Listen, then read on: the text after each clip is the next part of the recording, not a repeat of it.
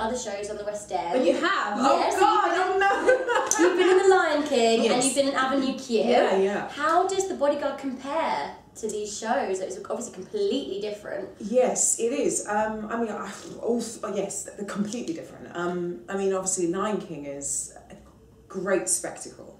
I think everybody loves it. I mean, it's been running for years, isn't it? Mm-hmm. So, stylistically, it's very different because there's a lot of mask work and things like that. And animals, yes. Obviously, I was playing a lion. I was Nala in that, and but I think probably, I mean, again, all of these shows have got really strong stories, which is what links them together, and that's what's most important for me, and that's why I like to do and I choose a job, is because there's a real narrative there for people to sort of to go home feeling like they've been a part of something, rather than just a big spectacle. And I think that's there in Lion King, despite the colours and the animals. Got heart and spectacle. It really does.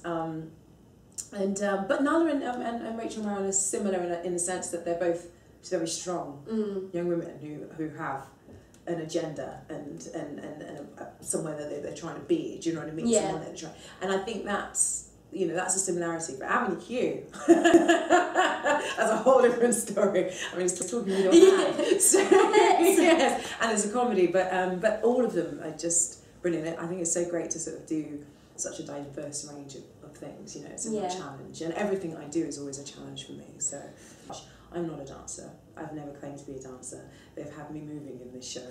I wouldn't say I'm going to come out of it saying I'm skilled at being a dancer, but I'm certainly better than I was. Yeah. And that's a lovely thing to go away sort of feeling like I've personally grown as a performer myself as well. So yeah. The dance moves are crazy and excellent in this show. They're amazing, and they're such an inspiration to watch. Honestly, I mean, I can't thank Holly James and Paul Slethurst and Jordan Darrell and oh gosh, there's so many of them that have just been so helpful and generous and patient. With some of us who aren't maybe as strong at moving. Especially, I mean, Holly and JD, you've seen their tango is just insane. I'm so envious of dancers. I recently saw a chorus line, and Scarlett Strand, her leg, lady, whew. It's not okay, is it? I'm just like, why are you doing this to me? Some of us are just humans.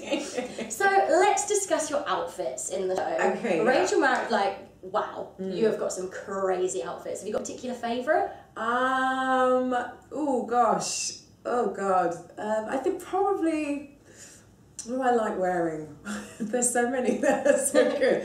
I mean, that I Will Always Love You dress is beautiful. It is the latest. I mean, it's camp, isn't it? It's feathers, it's glitter, it's everything that you want in a big gown. So that's always great to wear.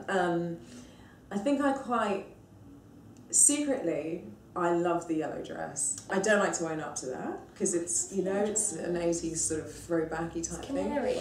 Exactly. I mean, who thought I'd ever look good in canary yellow? And I've got no choice now. So it's on here. Pull it off very well. Thank you. But that is a fun dress to wear, I must admit. Fun dress to watch. Yeah. Well, if they, when they want to pass a dress over, you want it. I receive the yellow one very well. Okay. Well, I'll let you know. I'll let Tim Hatley know.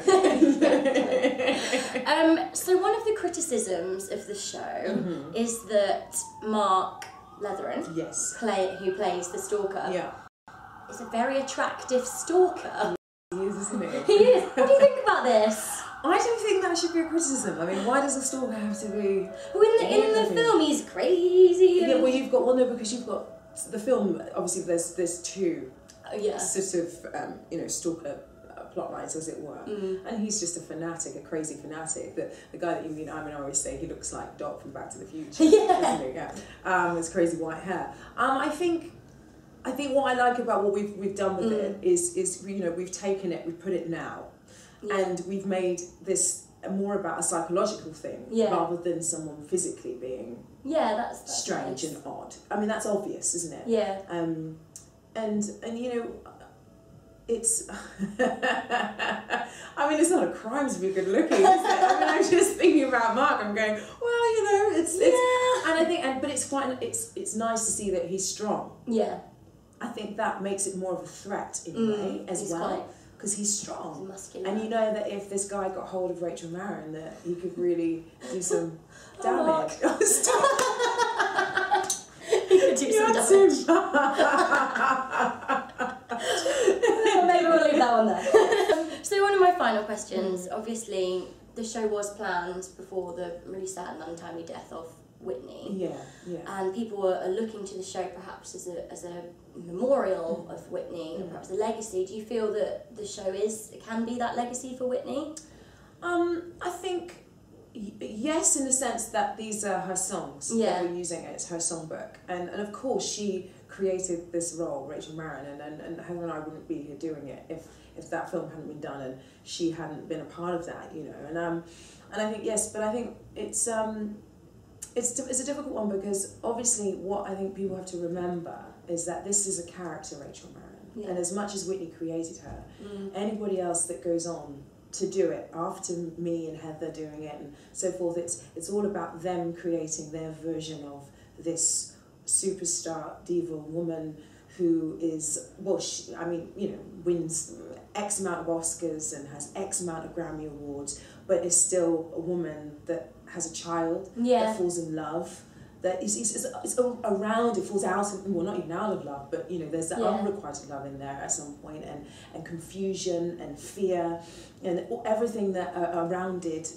character should be. She's a person and a superstar. Exactly, and that's what's really important about The Bodyguard. It's about telling that story, you know, but then we're lucky to have that covered by and held up by the wonderful tunes of Whitney Houston and her writers, and I think that's how people need to be looking at it, and because nobody's trying to copy her, no one ever will. You know, I can't be Whitney.